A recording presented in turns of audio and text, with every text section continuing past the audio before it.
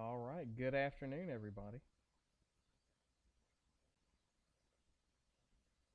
See how everybody is doing. If anybody's in the live chat.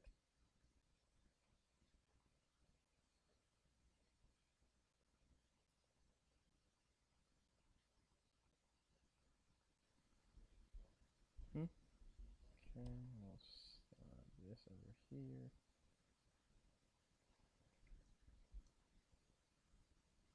All right. Good afternoon, everybody. See how everybody is doing. If anybody's in the live chat.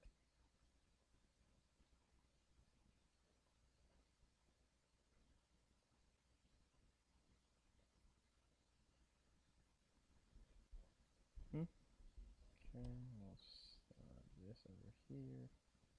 Okay, for everybody's in the live chat, here is the code for today's Nearpod lesson. All right, good afternoon, everybody. Okay, it looks like we got some people how everybody is stopping doing, in. If anybody's in the live chat. If you want to get credit, one easy thing you can do is just leave a comment, say hi, just so I know it's you.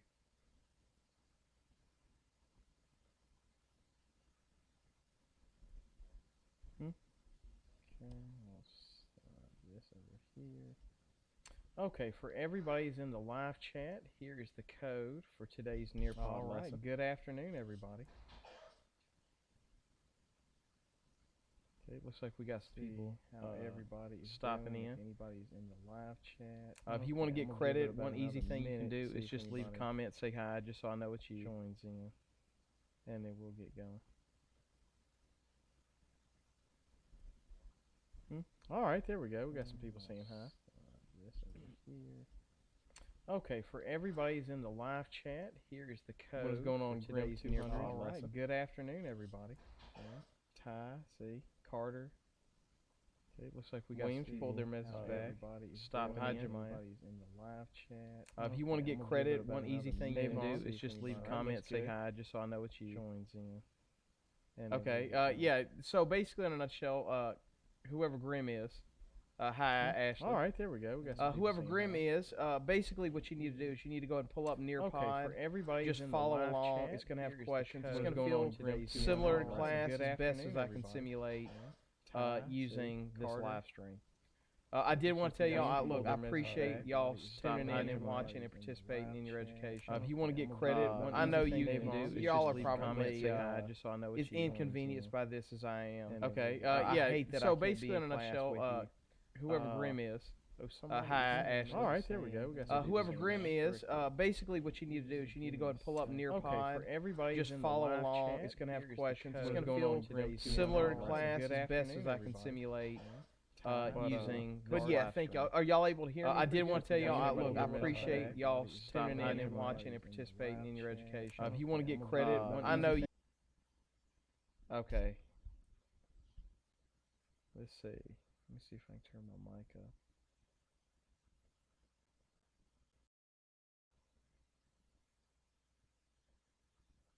God, I'm trying to figure out a way to get it louder. Not sure I can.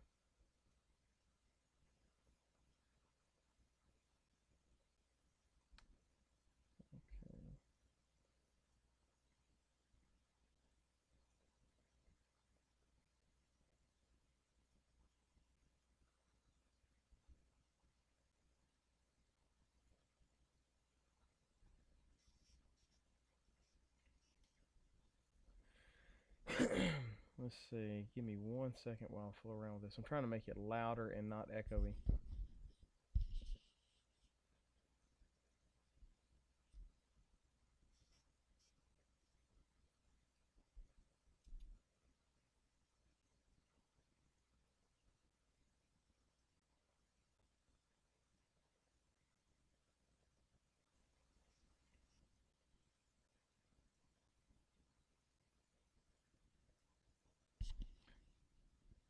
Okay, there we go.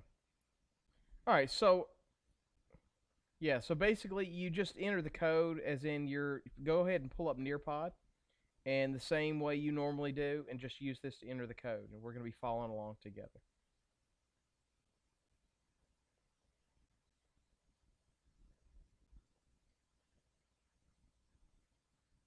Okay. So we'll get going. So what I'm talking about today is life in the 50s and the 60s, right? So this is like right in the middle of the Cold War era, when things are absolutely at their craziest as far as the hatred between the U.S. and Russia. But neither side wants to act on it because both sides have nuclear weapons. So they don't want to have, nuclear annihilation on both sides. Oops. All right, so it's all going to start with the president who is first. The first president we're going to talk about today is Eisenhower, right? If you saw that little cartoon I showed in class, the I like Ike situation. So that was Eisenhower, and his whole campaign, the I like Ike Eisenhower campaign, was a huge success, right? Everybody loved it. Everybody loved him as president. He had some of the highest numbers that we'll ever see as a president. 65% of the country said he was doing a good job. That's just unbelievable. I mean, even the best presidents can barely hope for 45% of the country to say they're doing a good job.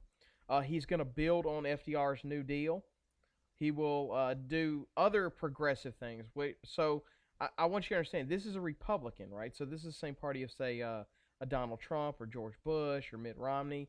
But if you look at what he's doing, the things he's doing are so far to the left that there is no way you would ever see a best father is a teacher.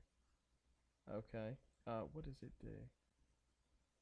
Oh, basically, I'm sorry. I'm going to Grim 200. You enter this code right here into the website. Nearpod, it's got a place to enter a code, and you enter the code in the top right-hand corner, and you can follow along with us. Okay, so anyway, going back to Eisenhower, he's hugely popular, very, very well loved. And so he's doing all these programs that promote social change, very progressive, right? Expands the New Deal. He's going to increase the minimum wage by a third, right? So, like, by today's standards, it would be like adding another almost $4 onto minimum wage. He would expand Social Security so that people that are disabled, people that are self-employed, they can access Social Security, which is again that like government retirement program for people that are old, can't work anymore, they can retire and get a pension from the government. Okay, so he'll also establish the Department of Health and Education and of Welfare, right? So welfare benefits come under Eisenhower. Department of Health, which we're dealing with right now, working with the CDC, and of course the Education Department that is allowing us to have me as a teacher. So it was during his presidency the Americans grew to have the most powerful economy the world had ever seen. So I asked the question, why is it you think everybody liked Ike? Why did everybody like Eisenhower?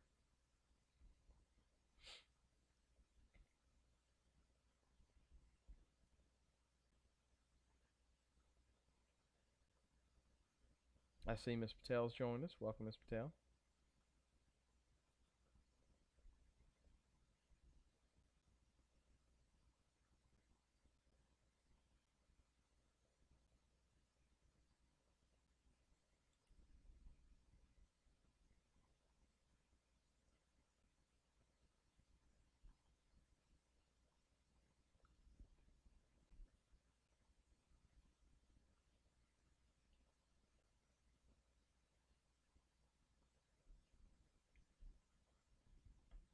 It's the part where y'all start answering, by the way. There we go. There we go, Miss Quinn. Very good. Right. He was expanding an already popular New Deal. Good point.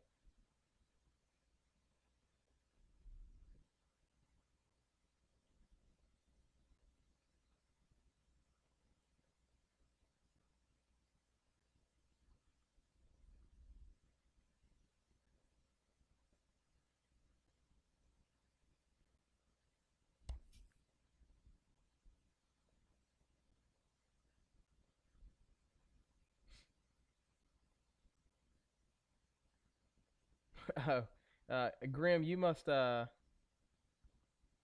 you must be friends with my daughter. Yes, this is Elizabeth's father. I am a teacher.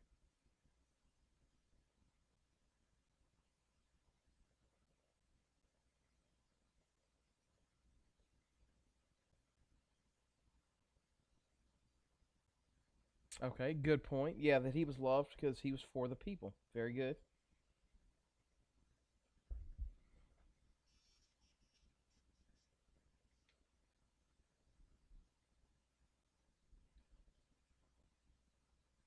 Yeah, increasing minimum wage, very popular.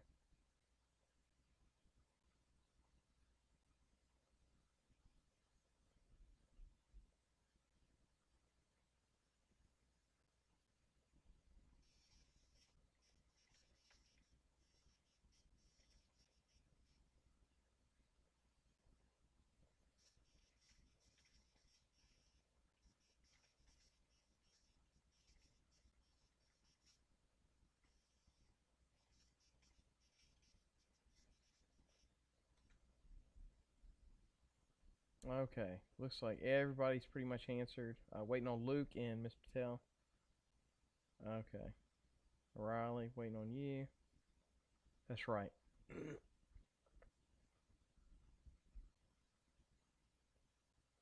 Okay, just waiting on Miss Patel. As soon as she's done, we will slide on the next slide. Okay, everybody, beautiful. Okay, so a changing American life. Now the economy is booming and everyone is enjoying the benefits, right? So I want you to understand the top tax rate on this in the country at this time is 90%, right? So if you made, $10 million, 9 million of that is going to go to taxes. Now what this does is it forces people to make a lot of money to have to invest their money. They have to. They have no choice. Okay. So most families had a lifestyle where single earner could provide comfortably for a family of four.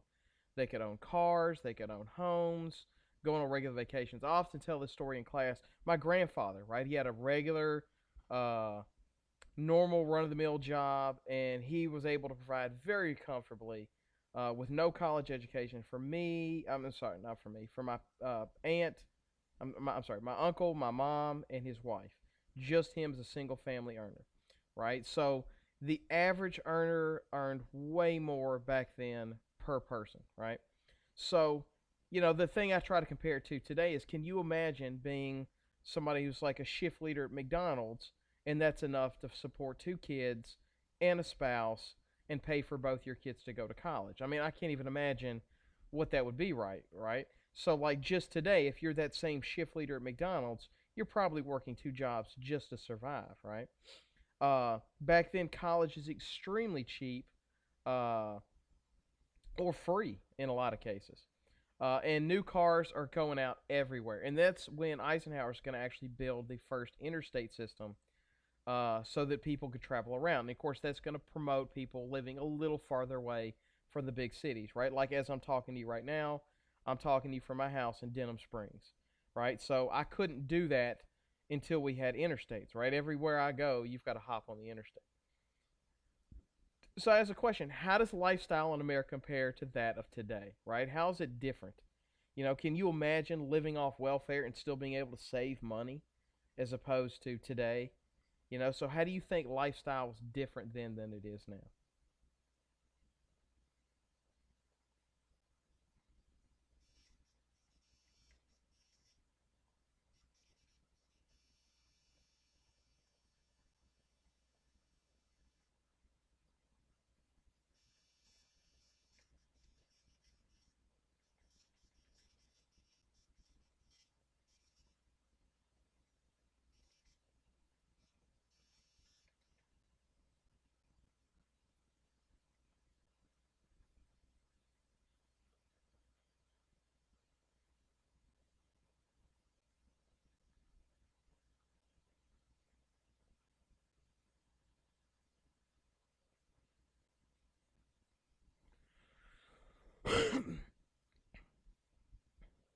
Oh yeah, college is way more expensive. My dad was able to work part time and survive, be able to afford to go to college, and my mom was able to work part time and go to college. For me to go to college, I worked full time, and I still graduated with about 50, 60,000 in debt.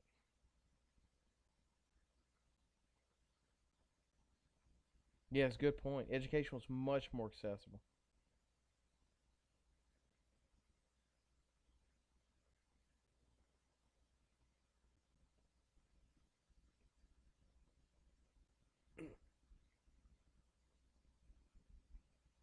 Yeah, everything is more expensive and more difficult.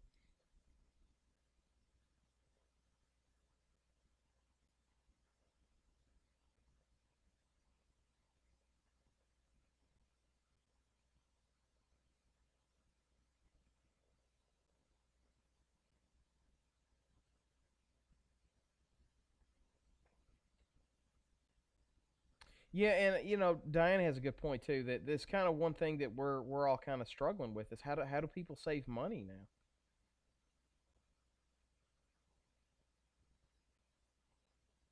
Yeah, good point. Very good. Oh, welcome aboard, Mr. Raby. Glad to see you could join us.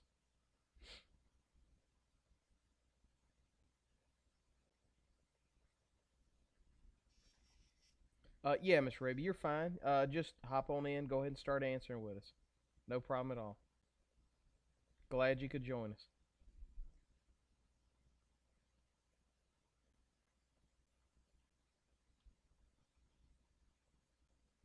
And yeah, to answer that question, I was thinking about trying to do live streams every day at 11 o'clock or noon, somewhere in there, to give everybody plenty of time to wake up and all that stuff.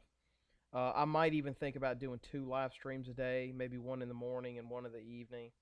So just let me know. Type in the comments what you think. What's best convenient for y'all, and I'll try to work around y'all's schedule because pretty much all I have to do right now is just lesson plan and live stream with y'all if you want.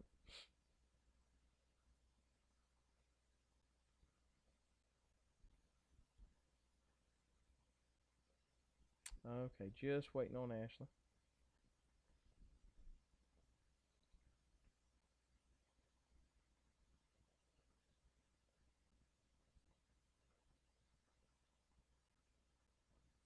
Oh, welcome in, Miss Mag. Glad you could join us.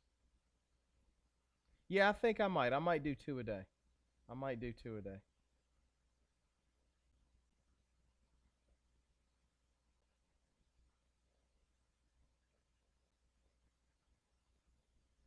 Okay, we're gonna go and head on to the next slide. Okay, so the economy is blowing up, and one of the things you will notice that when people feel comfortable about their financial situation, they start getting married younger. People think that the future is generally a bright, happy place. They're just going to have more kids, right? Like one of the things that if you're making lots of money, it's very easy to have a whole bunch of kids. You'll notice rich people usually have, not always, but rich people usually have a lot more kids. So this creates an explosion in the population, right? You got a lot of people. By the way, one other thing too during this era, the average person gets about 3 months of vacation time. When you factor in Christmas breaks and spring breaks and stuff like that. So, and by the way, a large chunk of the world gets a lot of vacation time, right? Like my wife got, I think, close to 60 days off a year for holidays and stuff like that. So most of the planet still gets off for a lot of different holidays. But for whatever reason, a lot of people start having a whole lot of babies. And that's referred to as the baby boomers. This is a huge generation. They're now mostly in their 60s and 70s, maybe some in their 80s right now, right? So all these people are all born at the same time. And then I kind of ask the question, what are some problems we're facing now with all these people as they start getting to retirement age?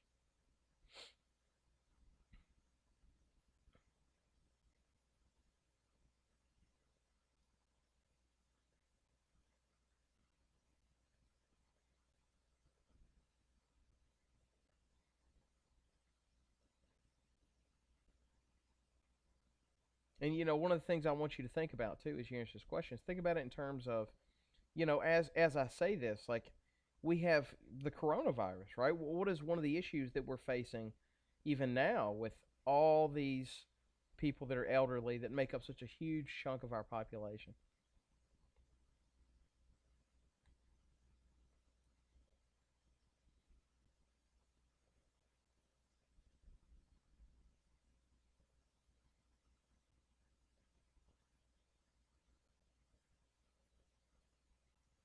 Yeah, I see a lot of people saying maybe we should do two a day. I think I might do that.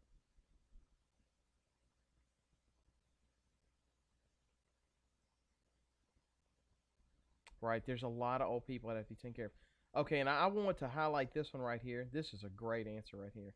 The cost of Social Security, right? So that's a major issue you constantly see and debated today in politics.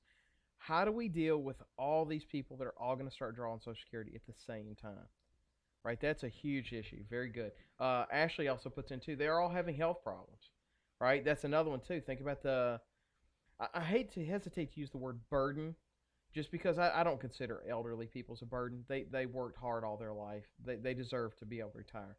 But think of the amount of additional workforce needed as they all start getting older and having medical issues, particularly in a scenario like today where we have the corona situation. Yeah, how do we take care of all these people? Yeah, well, and Grimm makes the point too. It's not so much that they carry diseases easier as much as they're more easily they're going to require more medical attention when they carry them, and they're also going to be more likely to pass away from them too. So that additional strain in healthcare, that's absolutely a good point. Very good. One of the things I haven't seen anybody touch on yet too that I want y'all to keep in mind too is the workforce. You know, as they all start to retire, that leaves a huge gap in the workforce, right? So that's kind of an issue as well to consider. Right. Very good, Miss Poe. I'm gonna give y'all all about another minute or two to answer. Let's see. Uh, you're right. There's so many of them. Right.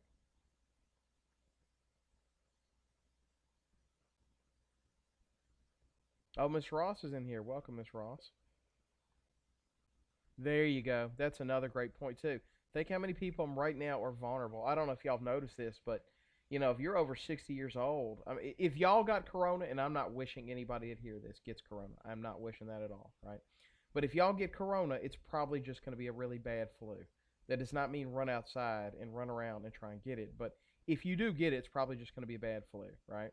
Hopefully, you're all staying at home, following the quarantine measures that they're asking. However, one of the things that makes it so dangerous is you can get it and have it and not even be showing symptoms for days, sometimes at all, and then give it to the elderly people, which if you know anybody's elderly, please tell them to stay inside.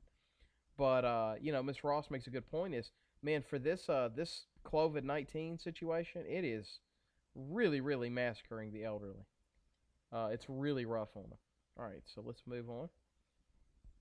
Now, during the Cold War, everybody is on edge due to fears of the Cold War and nuclear bombs. People are starting to build bomb shelters. If you ever saw that Cloverfield movie, it's not the first one, but the second one. That's a good movie. The whole movie takes place in a bomb shelter. But out of fear of nuclear war, everybody is starting to build bomb shelters. If you go and find houses that were around in like the 50s and 60s and stuff like that, uh, it's a situation where you see bombs. Bomb shelters are all over the place, and these are kind of like underground little bunkers where people can go and they can kind of live their life for 2 months, 3 months, something like that.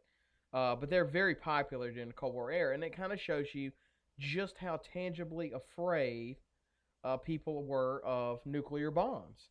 That they would actually devote time and effort and energy and resources to building these underground bunkers. The question I said for this one is, have you ever seen a bomb shelter in a movie or in real life? If so, what movie or where did you see it? And of course, some of y'all didn't. Oh, Life of Lilith. Welcome, Life of Lilith. Oh, I see Brittany's now in here. Very good. Welcome, Miss Jackson.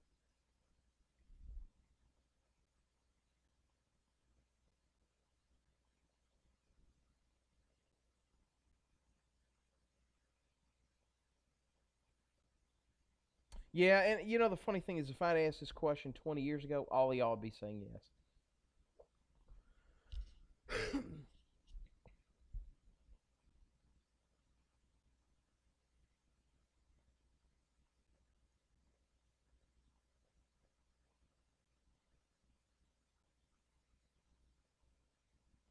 Yeah, sometimes you'll see them in World War II movies. Absolutely, you'll see underground bunkers for very much the same reason.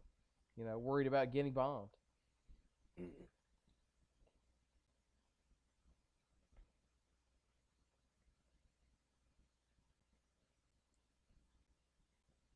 trying to think about any famous movies y'all might have seen.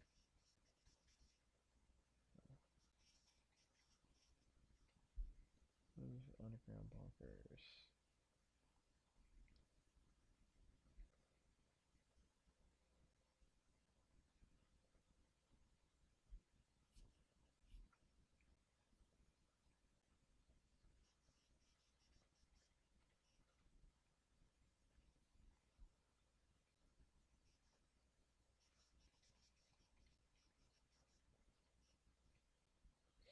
Let's see, movies with bomb shelters.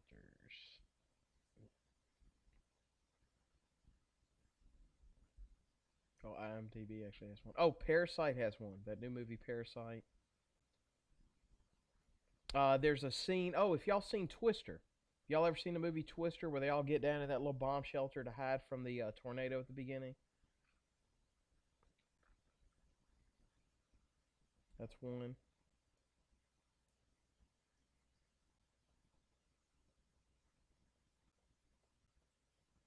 Let's see.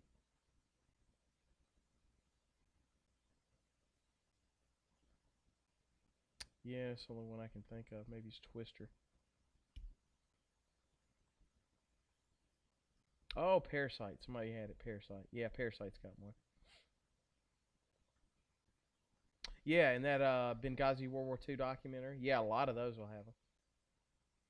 Yeah, 10 Cloverfield Lane. There you go. Thank you. Very good. That was the movie, 10 Cloverfield Lane. Oh, The Crazies. That's a good one. Yeah, that is a good one. Okay. All right, so following on the heels of Eisenhower would be the youngest president we ever had, and that is John F. Kennedy. Now, Kennedy came from a long line of politically connected family.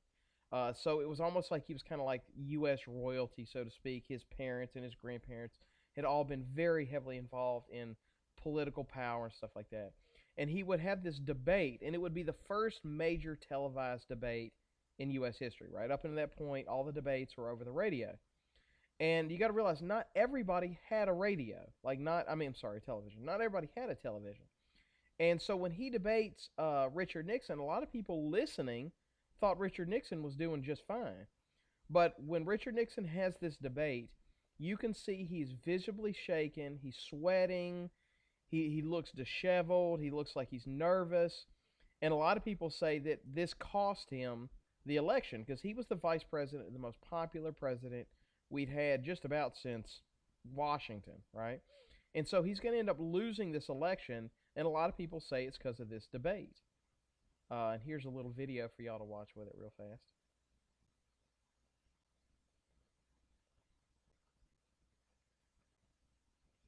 Hopefully y'all can hear this, I hope anyway. If y'all can hear this, somebody leave me a comment in the chat. If you cannot, I guess.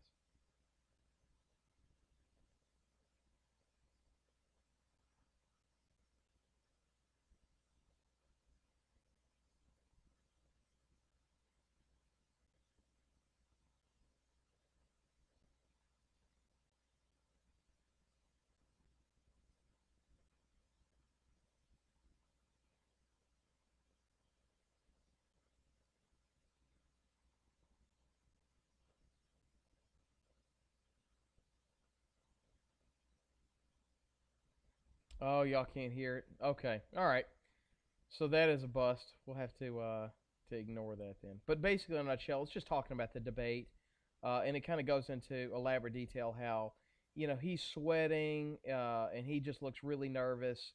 And in a nutshell, because of that, even though he was doing fine in the debate, he looked so nervous. And a lot of people assume that nervousness was that he was lying. So he, it's muted. Let's see. How about does this camera? And he looked like death warmed over. And how they looked impacted voters. Here's how Bob Dole remembers it. I was listening to it on the radio, and I thought Nixon was doing a great job. Then I saw the TV clips the next morning, and the guy, he was sick. I mean, he didn't look. Started over real fast. Good. See if y'all can. Bye, Mayberry. Hello, Camelot. In 1960, CBS bumped the beloved Andy Griffith Show to make room for TV's very first broadcast of a presidential debate. The Democratic candidate, Senator John F. Kennedy. Can freedom in the next generation conquer, or are the communists going to be successful? That's the great issue. Vice President Richard M. Nixon. I subscribe completely to the spirit that Senator Kennedy has expressed tonight. Senator John F. Kennedy and Vice President Richard Nixon argued over the Soviet Union and civil rights, but the debate is perhaps best remembered not for what was said, but how the candidates looked. Legendary producer Don Hewitt recalls talking to the candidates backstage. I said, do you want any makeup? Now, Kennedy, who had been campaigning in an open convertible, looking tan and fit, this guy was a matinee idol. He said, no, I don't want any makeup. And I said, Nixon, would you want some makeup? Having heard Kennedy say no, he said no, and he came out, and I looked at him on camera, and he looked like death warmed over. And how they looked impacted voters. Here's how Bob Dole remembers it. I was listening to it on the radio, and I thought Nixon was doing a great job. And then I saw the TV clips the next morning, and the guy, you know, he was sick. I mean, he didn't look well. Kennedy was young, articulate, and sort of wiped him out. Most historians now say that debate forever changed politics, and not everyone thought that was a good thing.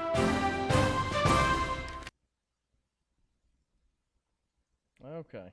I have to remember to not mute it this time. All right. So why do you think so many Americans decided to watch this debate on TV? Why did they choose to watch this debate?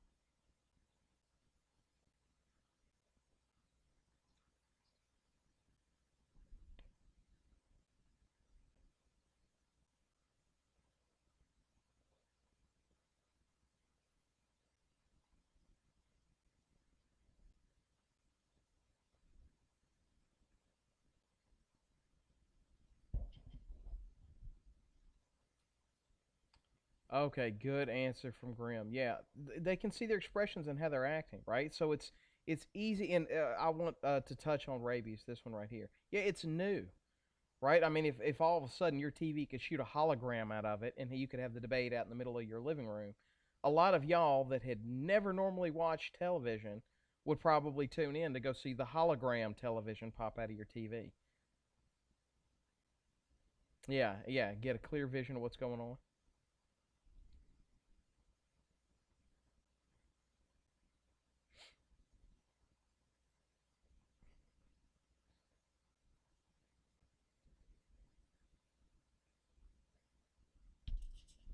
Liz.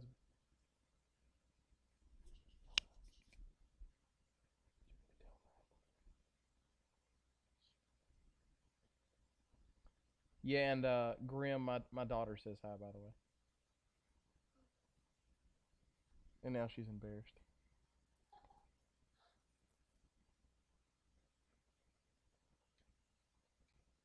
Right, you can see their reactions. That's a great point.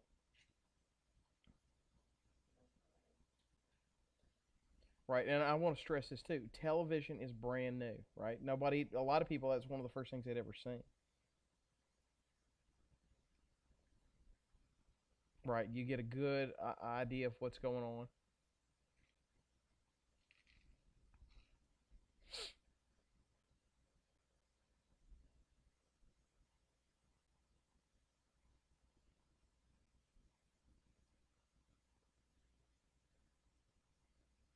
Okay, I'm going to give y'all about another second here.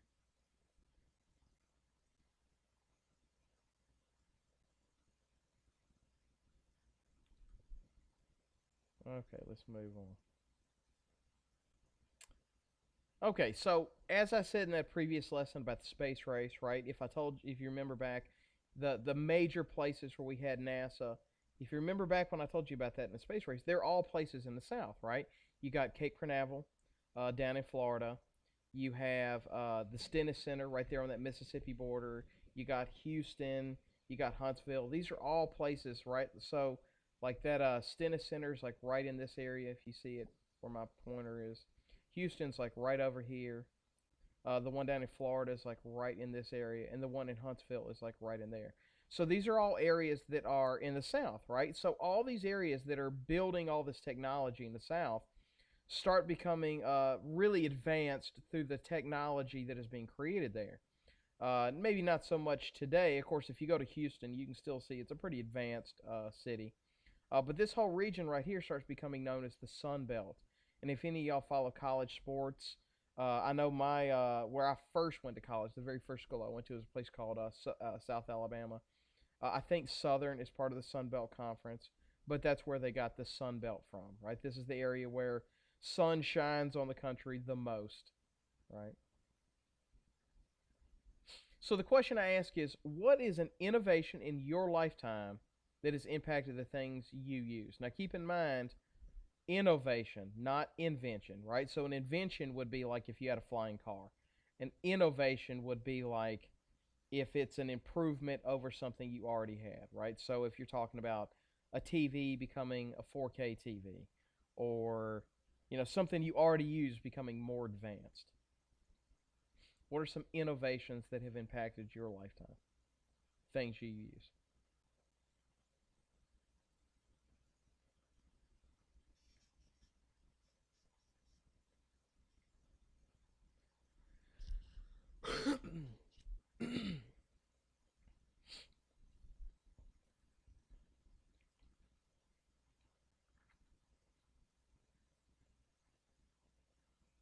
Phones. I figured that would be the first one y'all jump on. Yeah, phones. That's an obvious one, right? Like when I had a phone, there was no when I first got a phone, there was no way you could do Wi-Fi over it. You couldn't get online. You couldn't stream YouTube videos. My first phone didn't even have a camera. Computers. That's another really good one, right? As we say right now, talk right now. My first computer couldn't even get online. Right, how we're learning at home. The fact that I can live stream to you right now. That's huge. Yeah, everything is more convenient, more modern. Right?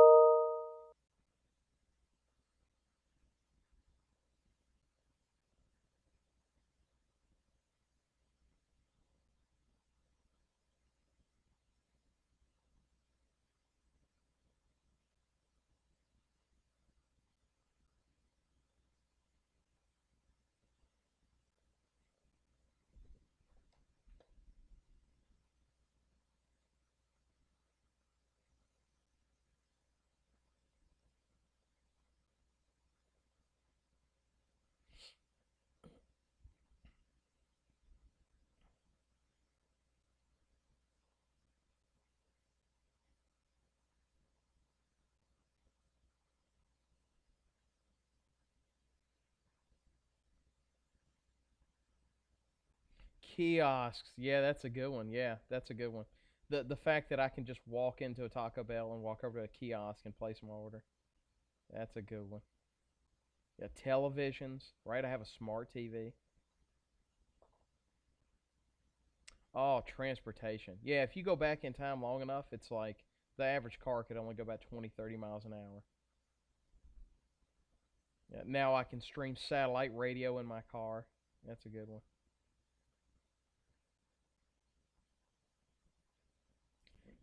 Yeah, TV. That's another good one. Taxes. Yeah, there you go. Taxes. Yeah, I can now do TurboTax in the comfort of my living room. But yeah, now there's so many channels you can use to figure out what's going on in the world. All right, let's move on. Okay, so during this time, you're going to see Kennedy have a huge focus on foreign policy. And again, I want to reiterate something I said in other lessons. For most of Americans' history, our policy has been to stay out of foreign affairs, right? Just do not get involved with other countries. Go all the way back to that Washington's farewell address, right? Where he basically spelled out to the country, look, we're going to be in big trouble. We start messing around with other countries. After World War II, we're going to see this huge shift in focus where we now kind of that arsenal of democracy mentality where we now have this focus on getting involved in the world, getting involved in foreign affairs. So JFK is going to create the Alliance for Progress, which collaborated with governments of Latin American countries to promote economic growth and social stability in those nations. The big thing, of course, obviously is we're really worried about all these poor countries turning to communism, right? We already saw it happen in China. We saw North Korea go to communism. So it's something we're really worried about to be able to make sure communism is stopped. He would also establish the Agency for International Development to oversee the distribution of foreign aid. Okay, so how foreign aid is distributed. So again, why is the U.S. so concerned with the economic growth of places like Latin America? And Pepper asked, will the live streams be for grade? Yeah, it's basically so you don't have to do the independent work. You're basically doing it with me, so we're doing it all at the same time, as opposed to having to do it on your own.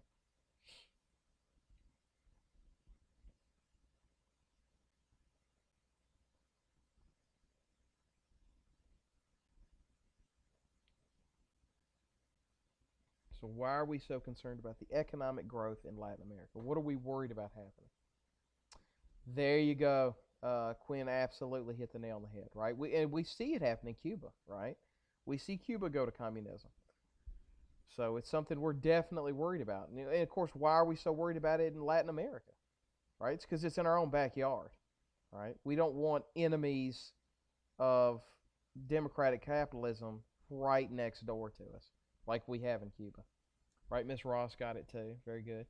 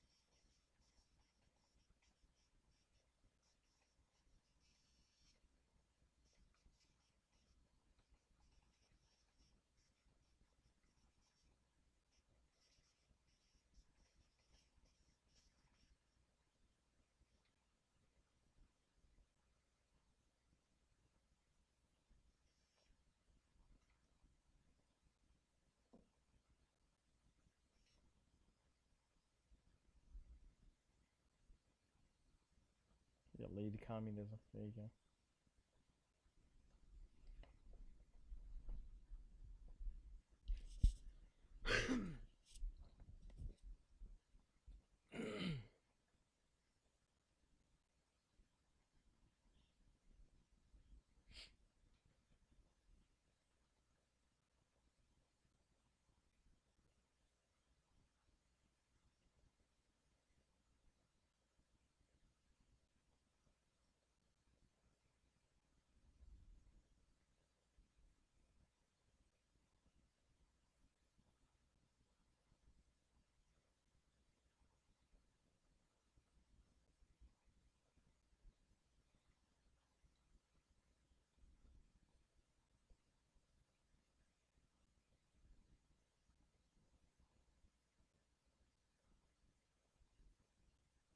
There we go. Just waiting on 2 more people. Give y'all about another 30 seconds.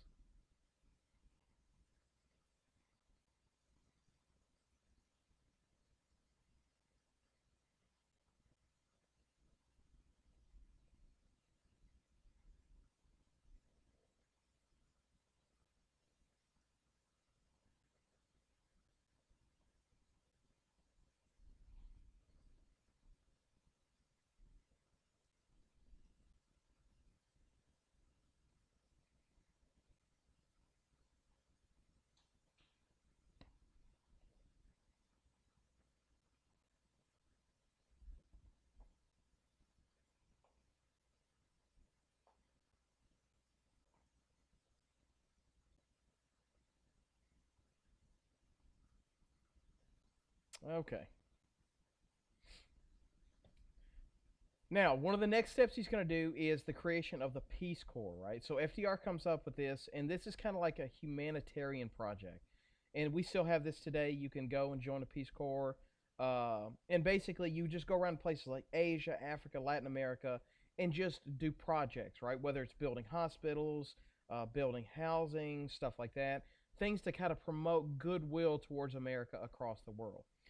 They thought that by improving food supply, healthcare, education, we could encourage developing nations to align themselves with us instead of communist countries. So the first Peace Corps volunteers would depart for the four corners of the globe in 61. And this would be kind of they called it a soft power in the Cold War, right? This is just basically to show people, hey, we care about you. We're here to help. Join us, not the Soviet Union, right? So who were the Peace Corps and what did they do?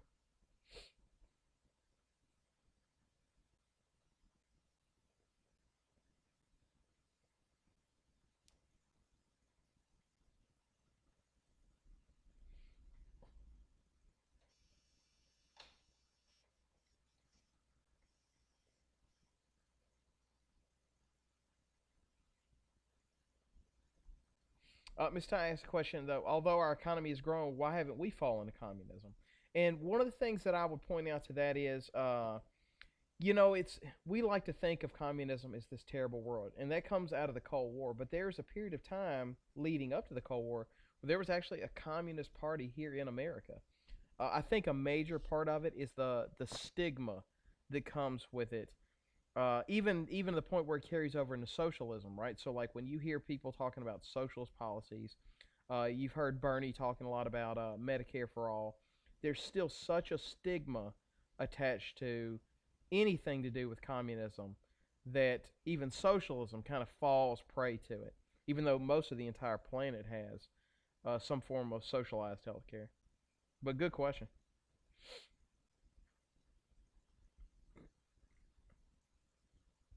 All right, Raby is correct. It's a peaceful organization to go out and establish peaceful relations with other nations. Foreign aid, that's right, Miss Ross.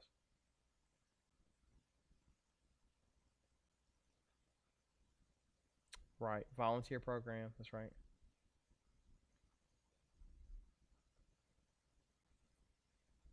And by the way, anybody has any questions, feel free to hop in the live chat, top chat, and put it in there, and I'll be happy to answer. If it's good, I'll get you a little bonus.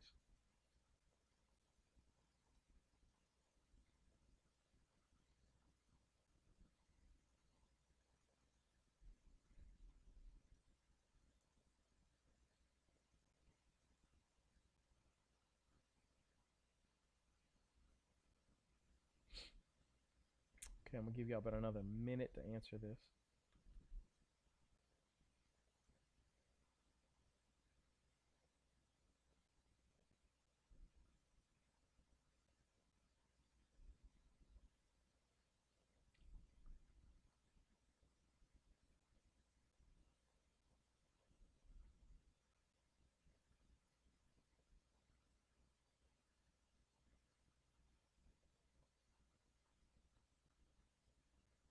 All right, let's move on.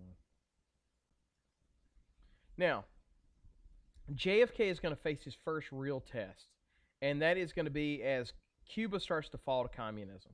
They're going to elect this dictator called Fidel Castro. He kind of takes over Cuba. And this freaks everybody out, right? Because let me show you how close Cuba is. Cuba on a map to kind of give you some ideas for it. Okay, let's see, what's a good one? Okay, so this is Cuba right here, right? And you can see why this makes us so nervous, right? Because Cuba is right in our backyard. It's right near Florida. So it kind of starts freaking everybody out to have this communist country right next to us. So JFK does not want that, obviously. So he decides, hey, look, we need to figure out a way to get rid of Cuba, get rid of this Fidel Castro regime. And we're going to end up doing this a lot, by the way, is getting rid of regimes we don't like, trying to take them out. So he comes up with this idea. He's going to take decommissioned planes that we used to have in World War II, but they're just not good anymore. He's going to fix them up, paint them up to look like they're Cuban airplanes, and then load them up with Cuban refugees and train them to attack Cuba itself. Kind of make it look like this is a civil war, so that way, because keep in mind, Cuba is allied to Russia at this point. Kind of make it look like it's a civil war, right? Like we had nothing to do with it. However, these pilots are not trained very well. These planes suck. And it's going to end up being an absolute disaster. The Cuban government's going to shoot down all the planes. Almost no damage is done to the Castro regime or to any of their military. It's an absolute massacre, right? And so this disaster is referred to as the Bay of Pigs because it was pretty obvious what had happened, what we had done, and it didn't even work. So knowing that the United States got a bunch of people to pretend to be Cubans to try to kill him, how do you think Castro reacted to that, to this Bay of Pigs incident? How do you think he felt about the U.S. trying to take him out?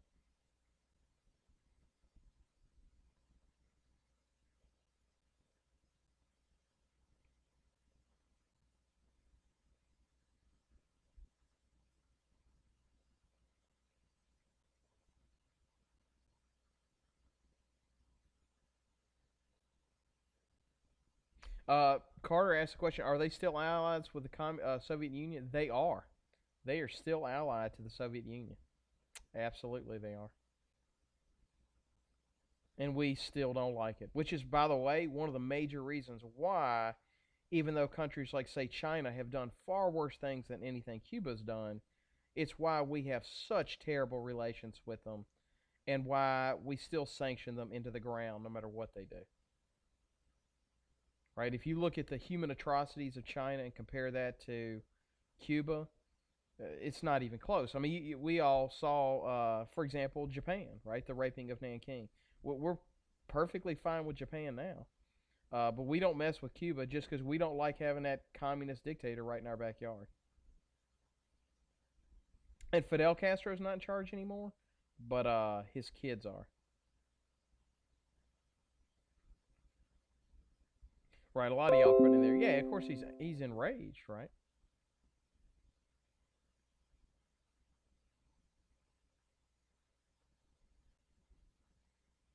Right, furious, angry.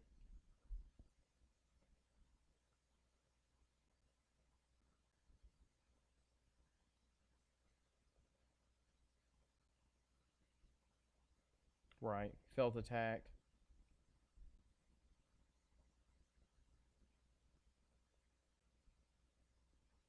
Okay, I'm gonna give y'all about another minute.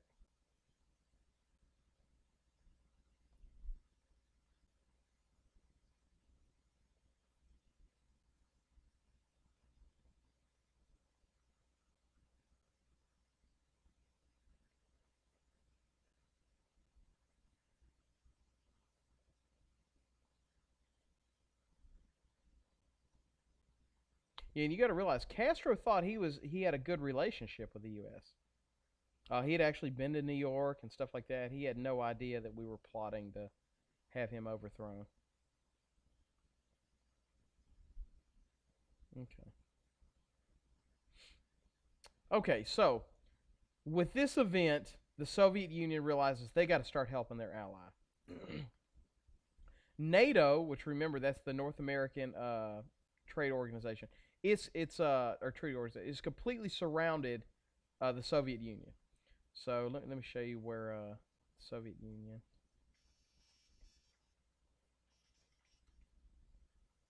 Show you this. Okay. All right. So here is the Soviet Union right here, and all this blue are NATO countries, right? So we've kind of got them completely surrounded. So as you can imagine, Russia is really nervous about having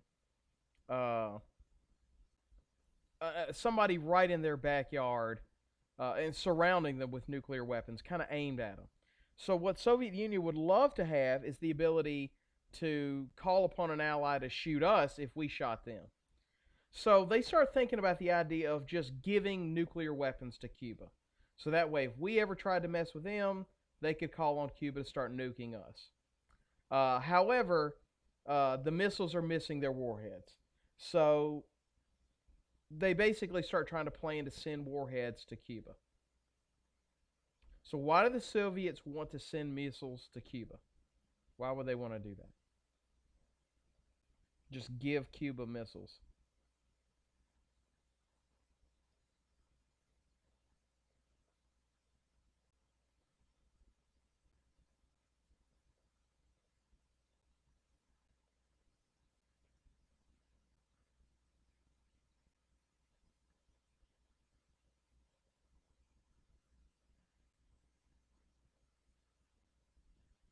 Yeah, backup. That's a good one. It's a good way to put it.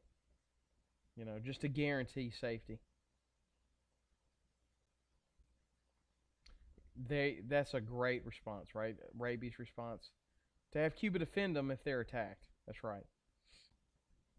I mean, even now, like, I'm not sure we could shoot down a missile launch from Cuba in time. There's just no way to know.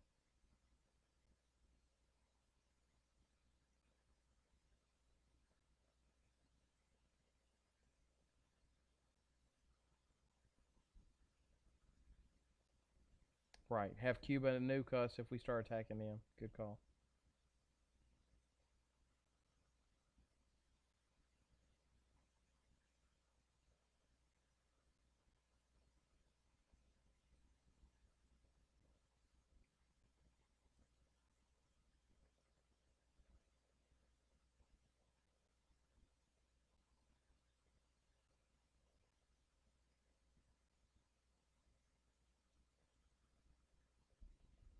Okay, I'm going to give y'all just another minute to answer this question.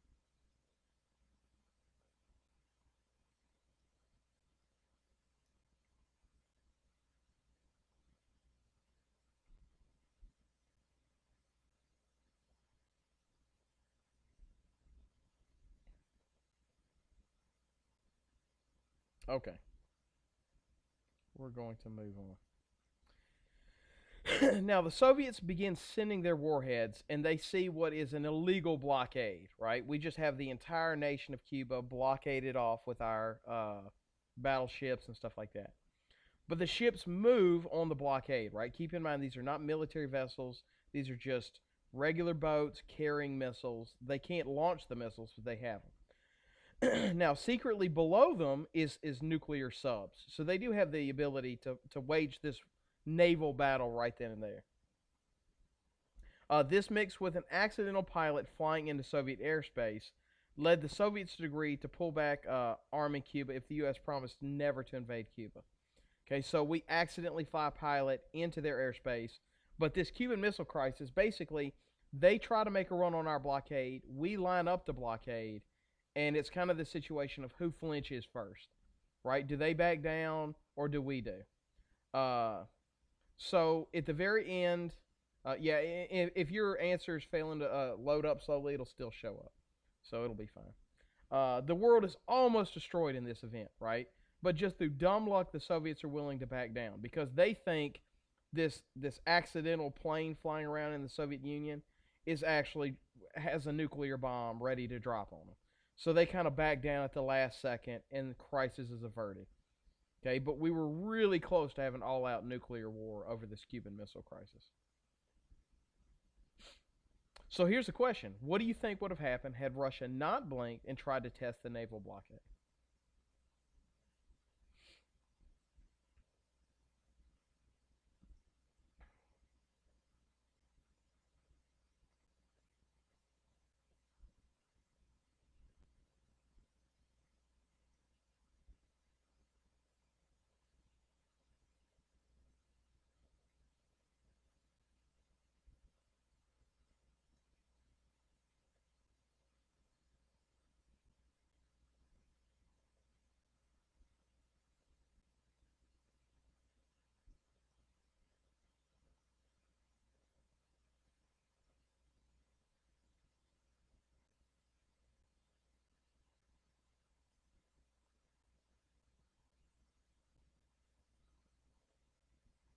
Yeah, there would have been a battle. Probably nuclear war. Yeah. Yeah, all-out war. Absolutely.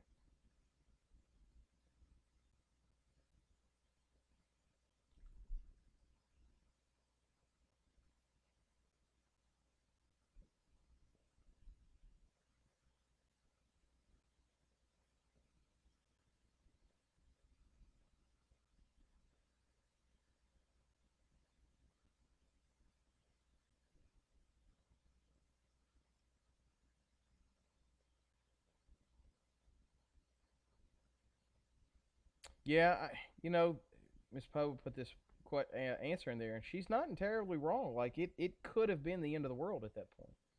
You know, that was something we genuinely, honestly feared. Okay, so here's another video to kind of explain the Cuban Missile Crisis for us. October 27th, 3:35 a.m. The bomber lets go. A flash lights the Arctic Circle. Shockwaves tear outward with the power of 20 Hiroshima bombs. Radioactive ash collects on the barren island below. A Soviet atmospheric test scheduled before the crisis. In Cuba, Soviet troops are transporting warheads to the missile sites. They and the American troops in Florida are prepared for an invasion. At the quarantine line, Soviet subs play cat and mouse with American destroyers. At noon, America conducts its own test. A mushroom cloud rises 60,000 feet over the Pacific. Thus dawns Black Saturday, the day mankind came closest to nuclear destruction. The clock sits at 11:59.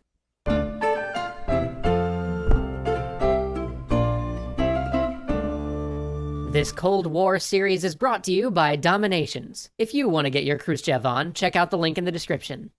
11:59 a.m. A U-2 pilot searches the horizon. He had taken off 8 hours before to collect air samples from the Soviet atmospheric test. But this close to magnetic north, all navigation is celestial, and the northern lights have wiped the sky clean. He has had to guess his way back to Alaska, and something about the ground below looks off somehow.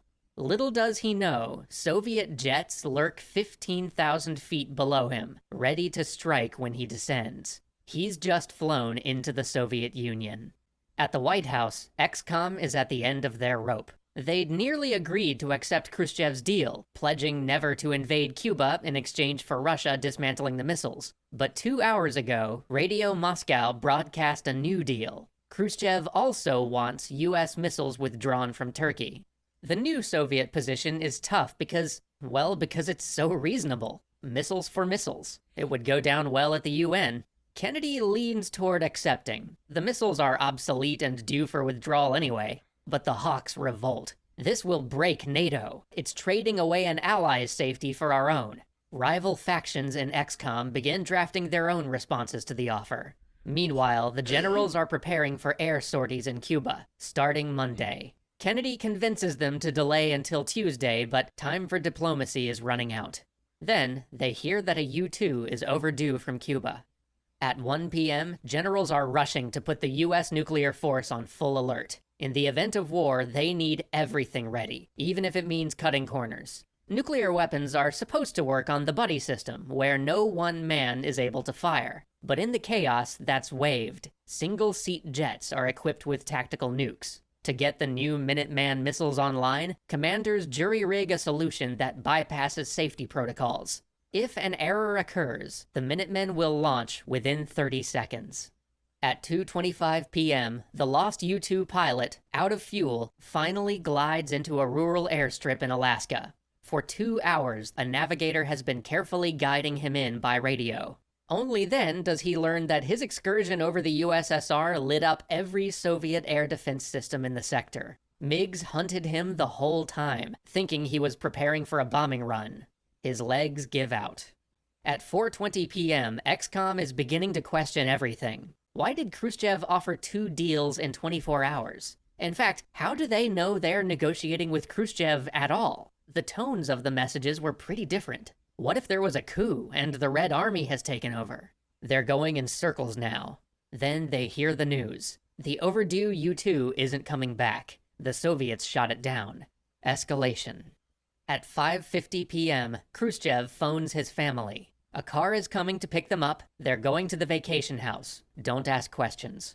The U-2 shootdown has shaken him to his core. Who ordered it? He'd told Soviet troops to defend themselves, not fire on unarmed planes. And Castro had sent that crazy letter urging a first strike on the United States. Were Soviet troops now following Cuban orders? And if so, would the next unauthorized launch be nuclear?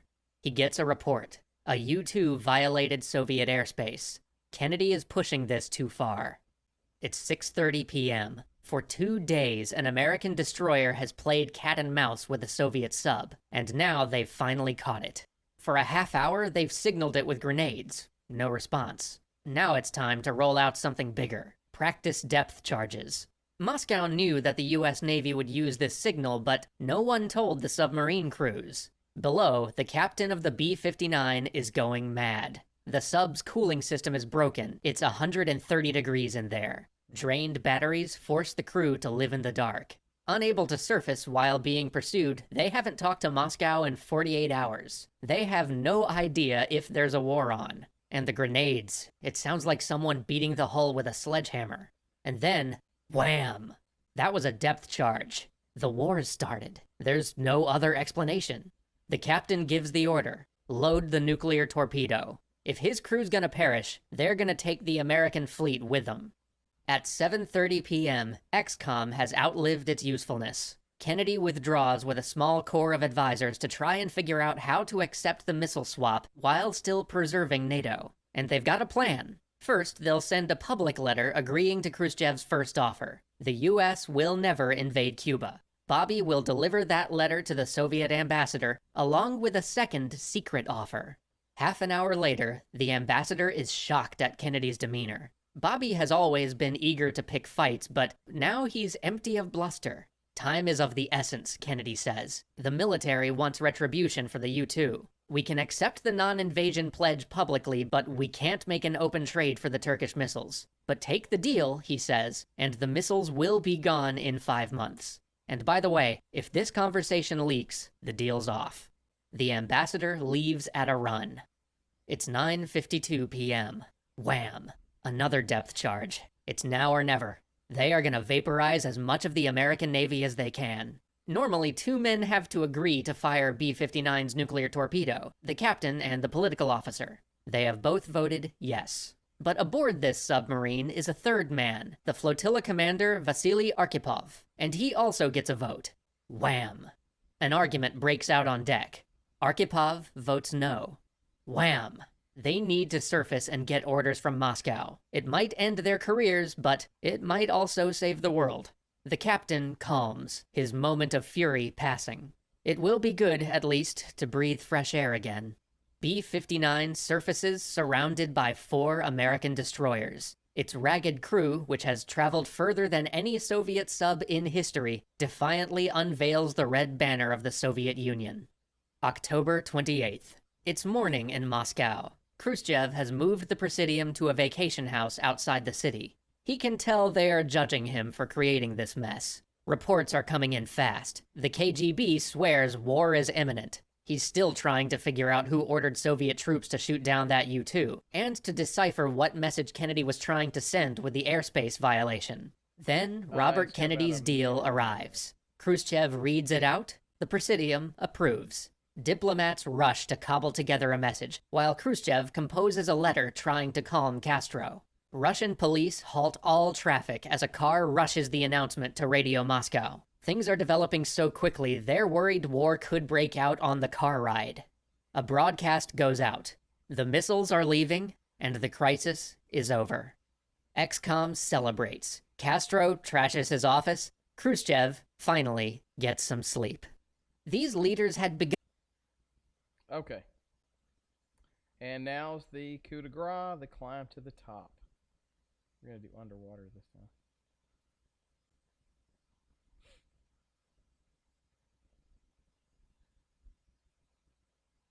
I didn't make the video, but it's a good video.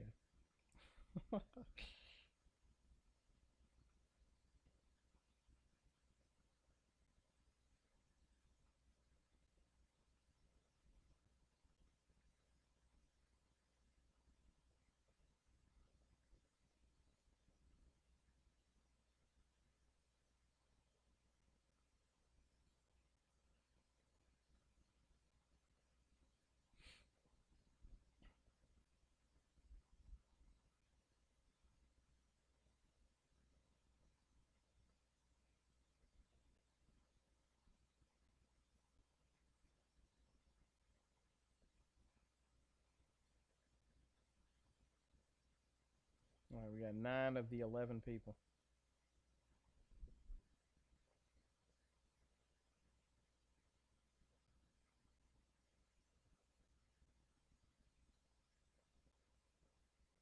I don't know who we're missing. 1 more. There we go. All right, we're going to fire it up.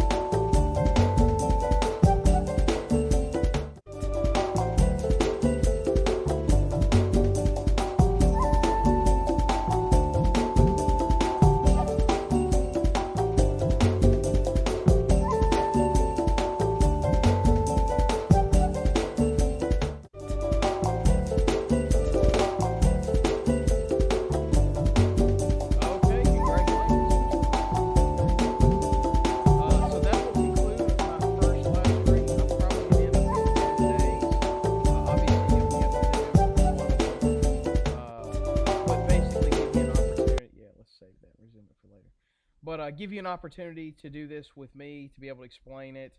You can interact with other people. Before I let y'all go, do y'all have any questions about today's lesson, about school, Broadmoor, coronavirus, anything like that? Any questions at all before I go ahead and call this? If so, just go ahead and pop it in the live stream. I'm going to give y'all about, a minute or so to put any questions you may have.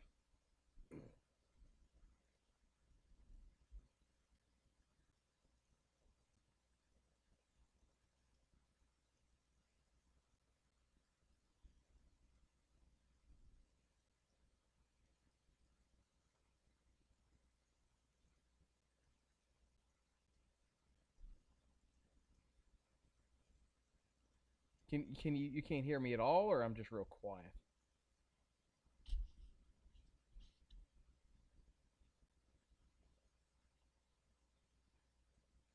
Oh, so just in case you missed what I said, so that concludes today's lesson.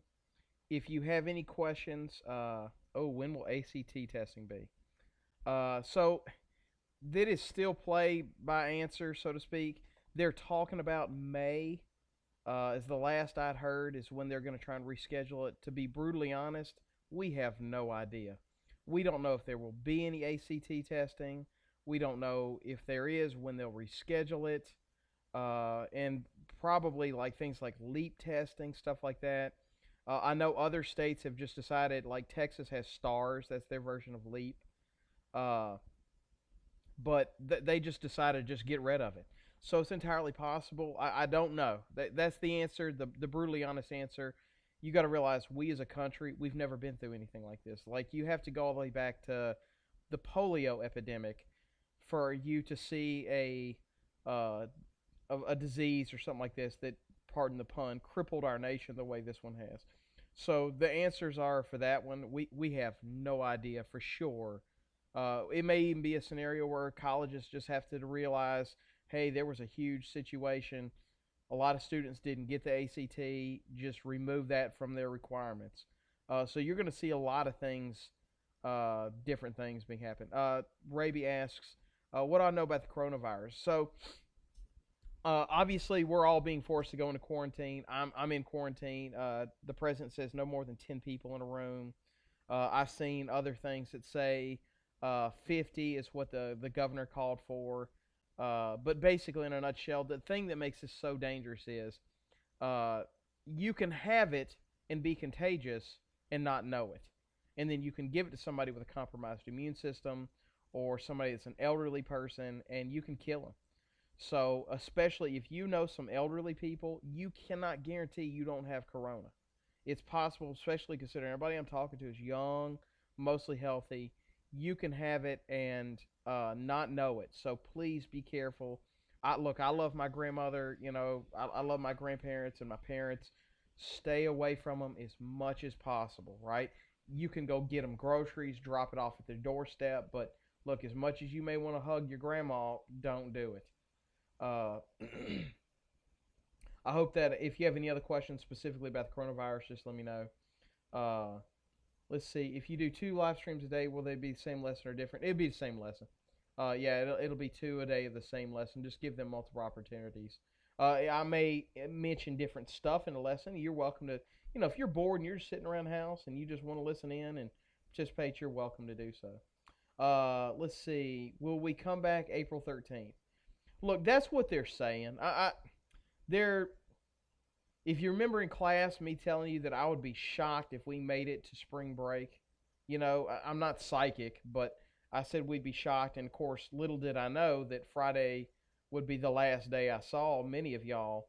And I'll be honest, I hate to say this, but my gut feeling is it's going to be longer than that. That's what my gut is telling me. Look, I hope we have the cure tomorrow and it goes into production by next, Thursday, and this is all over by the end of the week. That would, I didn't go to college to be a remote educator. So I would love for that to be the case, but my gut feeling is, listening to the president, he's saying July, August. My gut is it's going to be longer than that. So I don't know. I mean, there's a lot of questions up in the air, but my gut feeling is it's going to be longer than that. In fact, I don't know this for a fact, but it's entirely possible that the last time I saw you was at school, that I won't see you, for the rest of the remainder of the school year. I hope I'm wrong, but that's my gut feeling. Let's see. Brittany says, if we're doing class online, do we still get out of school in May since we aren't really missing anything? My guess is that as far as you attending Broadmoor, this is my guess, as far as you attending Broadmoor, it might be done for the year. I don't know. I mean, of course, a lot of this is up in the air. To follow Jay's question afterwards, are we going to have to make up these days that we're missing during the summer? Last I heard, we will not. We will not have to do any makeup. Let's see, if we do both lessons, will we get bonus? Sure. I mean, bottom line is, anything you want to do extra, I'll be happy to give you bonus points for it. So that's fine. Let's see, Poe asked, will the work we do count towards our grades? Absolutely. It may end up having to go as bonus work. I'm not entirely sure, but you'll definitely get rewarded for participating, stuff like that. So yeah, the lesson you did today by participating, Ms. Poe, you're definitely going to get credit for that. So for sure. Again, I cannot stress to y'all enough, please stay indoors. Look, the reality of it is you're probably going to be fine. I don't want to guarantee you'll be fine. You will probably be fine, even if you got the coronavirus. But you can't guarantee you're not going to help spread it. So please stay indoors, quarantine yourself, only go out in emergencies. If you want to go out, feel free to go to restaurants and use their drive-through or takeout. That's a great thing. Help support local business. But stay inside, because look, the reality of it is, the more people that stay inside and take the necessary precautions, the quicker this all ends. If you go out, you're spreading corona all over the place. Everybody is. You're just going to make it worse, and it's going to drag on, right? So, please, let's try to end this as quickly as possible. Do your part by staying inside as much as possible. So, yeah, so that's, if y'all have any other questions, feel free to ask them now. Otherwise, I'm going to go ahead and call it. And again, stay tuned for Remind. I'm going to post more notifications in Google Classroom. Subscribe to my YouTube channel. Make sure you get up-to-date information on when lessons are going to go live. I'll make sure I'll put out reminders and stuff like that. So, unless y'all have any other questions, I'm going to go ahead and call it. So, I appreciate y'all all logging on and participating with me. I enjoyed it. It was fun. And yeah, so I miss y'all, and hopefully I'll see you soon. So y'all have a good day.